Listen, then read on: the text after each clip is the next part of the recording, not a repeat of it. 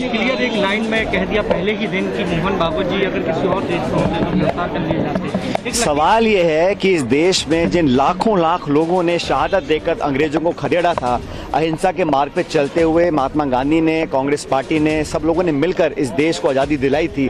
उस 15 अगस्त 1947 की आज़ादी को आप आज़ादी नहीं मानेंगे, इसका क्या मतलब है? तो ये तो उनका एक सोचने का तरीका होगा और मैं समझता हूँ सही नहीं है, क्योंकि इस देश की आज़ादी में सबका योगदान था। 47 में जब अंग्रेजों को हम यहाँ से हटाए थे हिंदुस्तान के लोगों ने, वही इस मुल्क की आज़ादी का दिवस था। उसके बाद अलग अलग धर्म जाति की बात करना मैं समझता हूँ गलत है। और कहीं ना कहीं जिन लोगों का संविधान में, देश के कानून में, हमारे इतिहास में, संस्कृति में विश्वास है, वो मानते हैं कि देश को आज़ादी जो मिली थी सबके योगदान से मिली थी, उसको अनदेखा करना मैं समझता हूँ बहुत गलत है।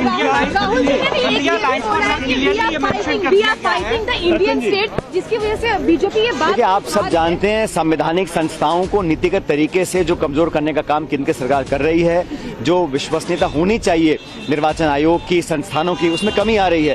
तो हम चाहते हैं कि पारदर्शिता हो और जवाबदेही तय हो। अगर हम लोग को सवाल पूछते हैं सदन के अंदर, सदन के बाहर, उसके जवाब मिलने चाहिए। तो जो संस्थाएं हैं उनको निष्पक्ष, ट्रांसपेरेंट और क्रेडिबल होना पड़ेगा और हम लोग अपना संघर्ष जारी रखेंगे सड़कों पे, सदन के अंदर। एक चीज बताइए, क्या बीजेपी आजादी की लड़ाई को कि कहीं ना कहीं राहुल गांधी इंडियन स्टेट को नीचा दिखाने की कोशिश कर रहे हैं कि बिकॉज असली बात यह है कि देश की आज़ादी के संग्राम में भाजपा और उनके सहयोगी जो संस्थाएं और दल थे, उनका कोई योगदान था नहीं।